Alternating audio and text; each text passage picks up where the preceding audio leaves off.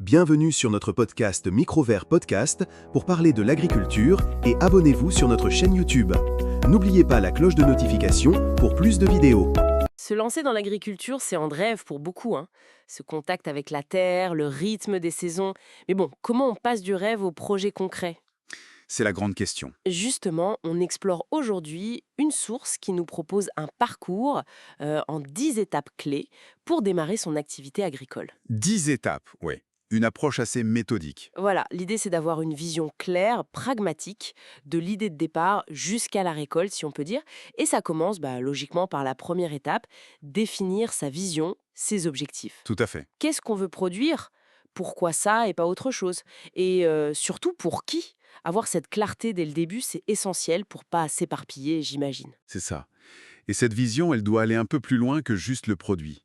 La source insiste sur le pourquoi. C'est quoi la motivation profonde? Produire local, bio, revitaliser un savoir-faire. Ah oui, le sens qu'on y met. Exactement. Ce sera le moteur. Et ça nous amène directement à l'étape 2, l'étude de marché. C'est bien d'avoir une belle idée, mais Mais il faut que ça se vende. voilà. Il faut vérifier qu'il y a une demande. Qui sont les acheteurs, les concurrents, les prix, les circuits de distribution? C'est parfois un peu oublié quand on est passionné, mais c'est critique pour la viabilité. C'est vrai que la passion, parfois. Mais alors, concrètement, pour quelqu'un qui démarre, souvent avec peu de moyens, comment on fait une étude de marché efficace sans y laisser toutes ses économies? La source suggère d'être pragmatique, commencer localement, observer sur les marchés, parler aux gens, aux consommateurs, aux restaurateurs, aux petites épiceries. Une enquête de terrain, en fait. C'est ça. Identifier des niches aussi, le circuit court, la vente directe, peut-être une variété un peu oubliée.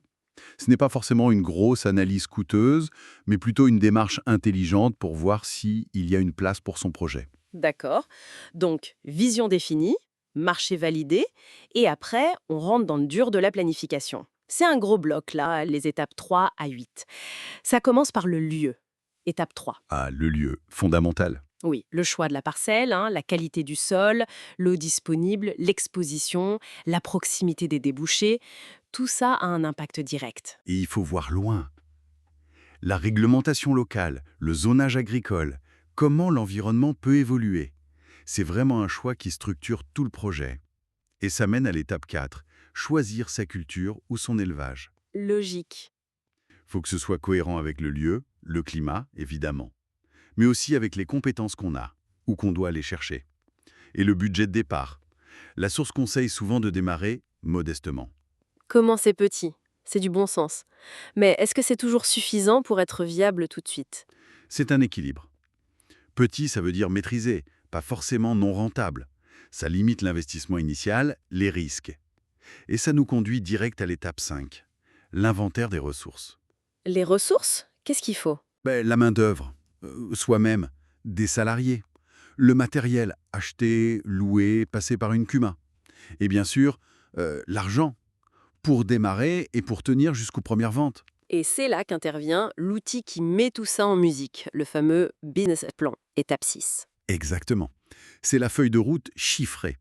Et attention, un business plan agricole, c'est spécifique. Ah oui, qu'est-ce qu'il a de spécial? Il doit intégrer les cycles de production souvent longs, les aléas climatiques dans les prévisions de rendement, les investissements particuliers comme l'irrigation, les bâtiments. Ce n'est pas un business plan classique, quoi. Je vois. Il doit montrer que tout est cohérent. Le marché, les choix techniques, les chiffres. C'est ça qui le rend crédible, surtout pour l'étape 8, la recherche de financement, les prêts, les aides, le crowdfunding. Mais juste avant de chercher l'argent, il y a l'étape 7, anticiper la gestion des risques.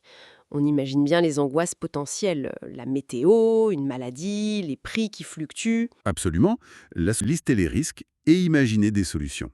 Diversifier les cultures, prendre des assurances, choisir des variétés résistantes, sécuriser la vente. Ne pas faire l'autruche, quoi. C'est ça. S'y préparer mentalement et techniquement.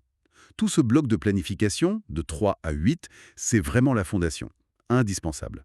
Une fondation solide pour pouvoir enfin passer à l'action. Étape 9, la mise en œuvre.